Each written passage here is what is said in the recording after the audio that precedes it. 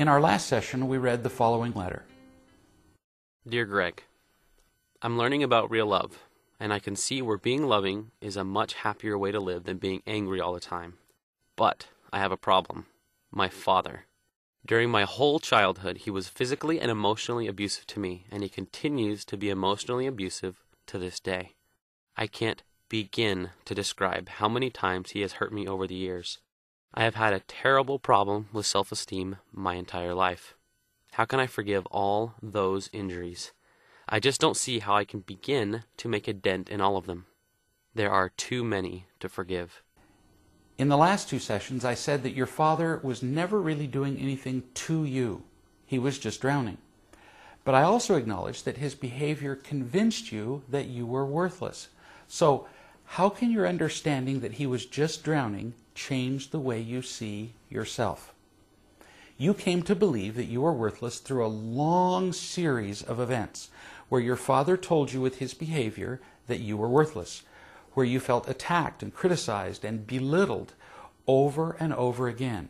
But now you realize that all those times where you thought he was criticizing and belittling you, he was just drowning. It had nothing to do with you at all. It was all about him. Now you can take a very real journey back in your mind and literally change the past. You know how people are fond of saying you can't change the past? That's simply not true. You can change the past. You can now go back in your mind and change those events. For each occasion in your memory where you have the event labeled, he hurt me, or he didn't love me, or I was worthless, you can now relabel the event. You can actually recreate it. You can see these events for what they really were.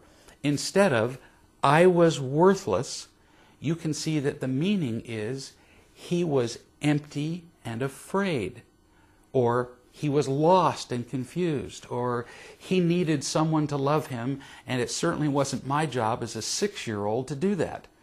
Remember, our judgments of things in the present are in great part determined by our experiences and judgments of the past. So, if you can change these judgments of the past, which you can right now, you can change the present too. Bit by bit, you'll realize that you are not worthless.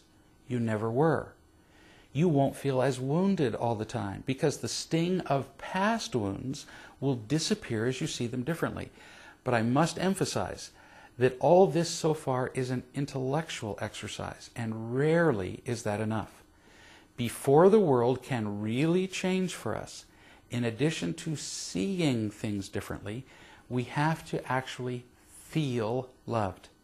So, keep studying the real love literature. Watch the DVDs, read the books, listen to the CDs.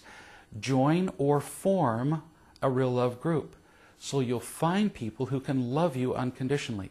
As you find more real love, that love will heal your wounds. Gradually, you'll become whole and happy.